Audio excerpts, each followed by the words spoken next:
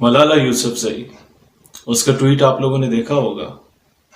مذمتی بیان تھا جس میں ایک مرتبہ بھی نہ فلسطین کا نام لیا گیا اور نہ ہی یہ بتایا گیا کہ ظلم کون کر رہا ہے۔ کہا جا رہا ہے کہ صورتحال خراب ہے، اس کو ٹھیک ہونا چاہیے۔ کون سی صورتحال خراب ہے؟ کس نے خراب کی ہے؟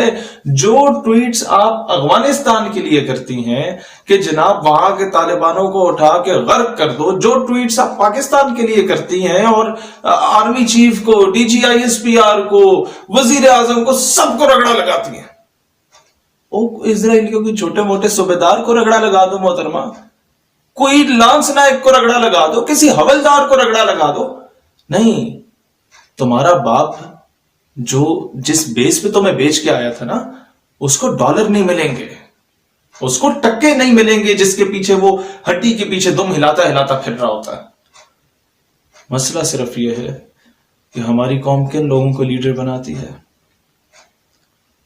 ہماری قوم صرف ان لوگوں کو لیڈر تسلیم کرنا چاہتی ہے کہ بس کوئی الو کا پٹھا چٹے رنگ کا ہونا چاہیے، پینٹ کوٹ ٹائی پہننی ہونی چاہیے اس نے، اور بس وہ کسی کو آسکر دے دے، وہ کسی کو نوبل پرائز دے دے، چاہے اس نے پاکستان کا بیڑا غرق ہی کیوں نہ کیا ہو، چاہے اس نے اپنی کتاب میں یہ کیوں نہ لکھا ہو کہ جی یہ فوجی جو تھے سارے کریکٹر لیس تھے، ہمیں بری نظر سے دیکھا جاتا تھا، اور چاہے وہ اپنی کتاب میں یہ کیوں نہ لکھے کہ نعوذ باللہ داڑھی والے کو دیکھ کے مجھے فرعون یاد آ جاتا ہے۔ اس طرح کی باتیں کرے، جو مرضی کرے، لیکن کوئی گورا ہونا چاہیے جو اسے آ کے ایوارڈ دے دے تو ہم اسے مائی باپ بنا کے بیٹھ جائیں گے۔ بڑے عرصے بعد بولنا شروع کیا میں نے۔ مسئلہ صرف یہ ہے کہ میں نہیں برداشت کر سکتا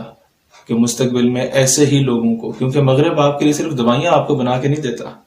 مغرب صرف آپ کو سائنس اور ٹیکنالوجی کے لیے بہترین قسم کی چیزیں بنا کے نہیں دیتا، مغرب آپ کو لیڈرز بھی بنا کے دیتا ہے، اور مستقبل میں وزارت عظمیٰ کے منصب پہ فائز ہونے کے لیے ملالہ یوسفزئی صاحبہ کو لانچ کیا جائے گا۔ اور کیسے کیا جائے گا یہ میں آج بتا رہا ہوں،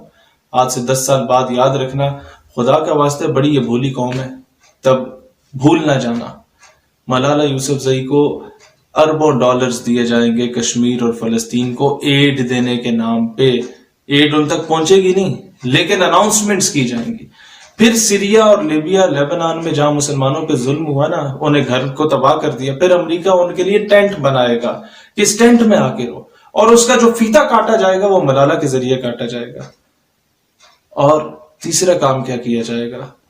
کہ اگر ڈاکٹر عافیہ صدیقی کو یہ ہمارے محترم صاحب نہ لا سکے، خدا نہ خواستہ، اللہ کرے یہ لے آئے، اس کی دور حکومت میں آ جائے، اللہ کرے آج آ جائے قوم کی بیٹی، نہ آئے تو اینڈ پہ ڈاکٹر عافیہ جب کچھ بات کرنے کے قابل نہیں رہے گی نا کہ کون کون ملوث تھا مجھے بیچنے میں، تب شاید ملالہ کے ہاتھوں سے لے آیا جائے اور پھر بتایا جائے وہ قوم کی بیٹی تھی، ایک یہ قوم کی بیٹی ہے، وزیر اعظم اس کو بنا دیا جائے۔ قوم آنکھیں کھلی رکھے۔